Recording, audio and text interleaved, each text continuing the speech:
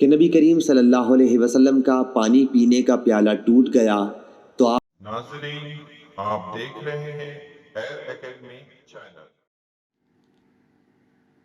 عبد الرحمن بن خالد نے بیان کیا، ان سے ابن شہاب نے، ان سے حضرت علی بن حسین زین العابدین نے کہ نبی کریم صلی اللہ علیہ وسلم کی زوجہ مطہرہ حضرت صفیہ رضی اللہ عنہا نے انہیں خبر دی کہ وہ نبی کریم صلی اللہ علیہ وسلم کی خدمت میں ملنے کے لیے حاضر ہوئیں۔ حضرت صلی اللہ علیہ وسلم رمضان کے آخری عشرہ کا مسجد میں اعتکاف کیے ہوئے تھے۔ پھر وہ واپس ہونے کے لیے اٹھیں تو حضرت صلی اللہ علیہ وسلم بھی ان کے ساتھ اٹھے۔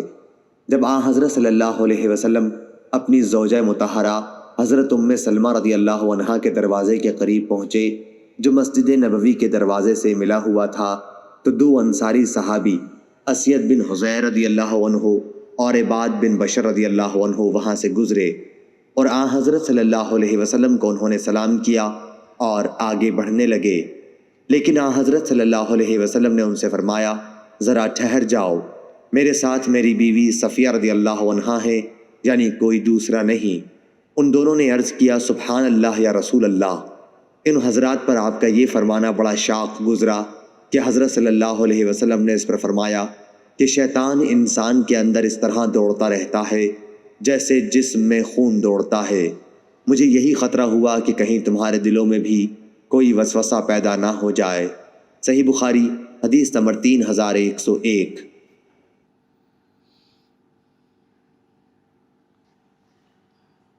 انس بن عیاض نے بیان کیا، ان سے عبید اللہ عمری نے، ان سے محمد بن یحییٰ بن حبان نے، ان سے واسع بن حبان نے اور ان سے عبداللہ بن عمر رضی اللہ عنہ نے بیان کیا کہ میں ام المومنین حفصہ رضی اللہ عنہا کے گھر کے اوپر چڑھا تو دیکھا کہ نبی کریم صلی اللہ علیہ وسلم قضائے حاجت کر رہے تھے۔ آپ صلی اللہ علیہ وسلم کی پیٹھ قبلے کی طرف تھی اور چہرہ مبارک شام کی طرف تھا۔ صحیح بخاری حدیث نمبر 3102۔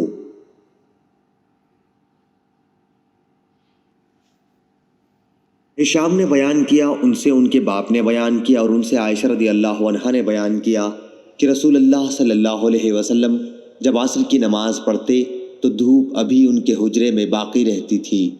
صحیح بخاری حدیث نمبر 3103۔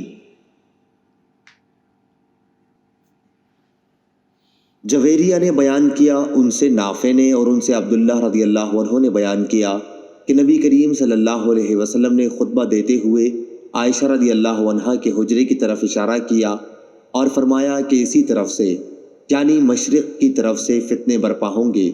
3 مرتبہ آپ صلی اللہ علیہ وسلم نے فرمایا کہ یہی سے شیطان کا سر نمودار ہوگا۔ صحیح بخاری حدیث نمبر 3104۔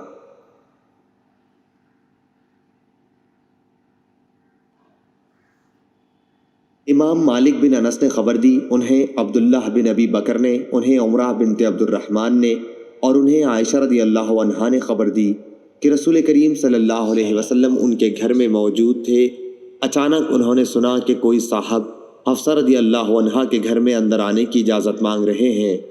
عائشہ رضی اللہ عنہا نے بیان کیا کہ میں نے عرض کیا کہ یا رسول اللہ، آپ دیکھتے نہیں یہ شخص کے گھر میں جانے کی اجازت مانگ رہا ہے؟ حضرت صلی اللہ علیہ وسلم نے اس پر فرمایا کہ میرا خیال ہے یہ فلاں صاحب ہیں۔ حفصہ رضی اللہ عنہا کے رضائی چچا۔ رضاعت بھی ان تمام چیزوں کو احرام کر دیتی ہے جنہیں ولادت حرام کرتی ہے۔ صحیح بخاری حدیث نمبر 3105۔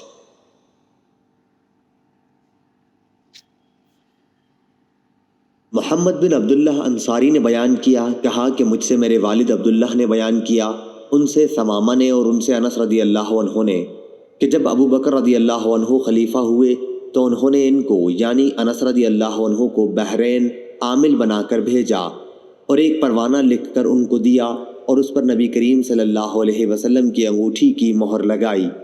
مہر مبارک پر 3 سطریں کندہ تھیں، ایک سطر میں محمد، دوسری میں رسول، تیسری میں اللہ کندہ تھا۔ صحیح بخاری حدیث نمبر 3106۔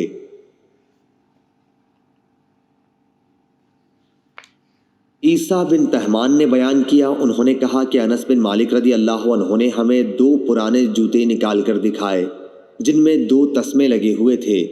اس کے بعد پھر ثابت بنانی نے مجھ سے انس رضی اللہ عنہ سے بیان کیا کہ وہ دونوں جوتے نبی کریم صلی اللہ علیہ وسلم کے تھے۔ صحیح بخاری حدیث نمبر 3107۔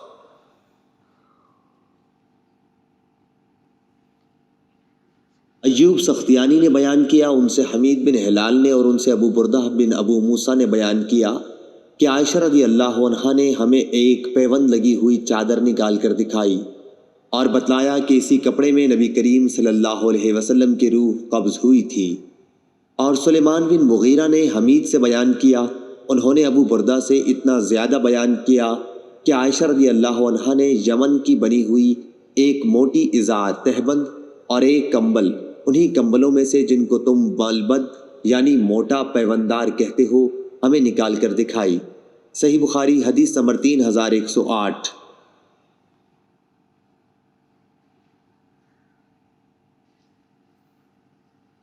عبدان نے بیان کیا، ان سے ابو حمزہ نے، ان سے عاصم نے، ان سے ابن سیرین نے اور ان سے انس بن مالک رضی اللہ عنہ نے کہ نبی کریم صلی اللہ علیہ وسلم کا پانی پینے کا پیالہ ٹوٹ گیا تو آپ نے ٹوٹی ہوئی جگہوں کو چاندی کی زنجیر سے جوڑوا لیا۔ عاصم کہتے ہیں کہ میں نے وہ پیالہ دیکھا ہے اور اس میں نے پانی بھی پیا ہے۔ صحیح بخاری حدیث نمبر 3109۔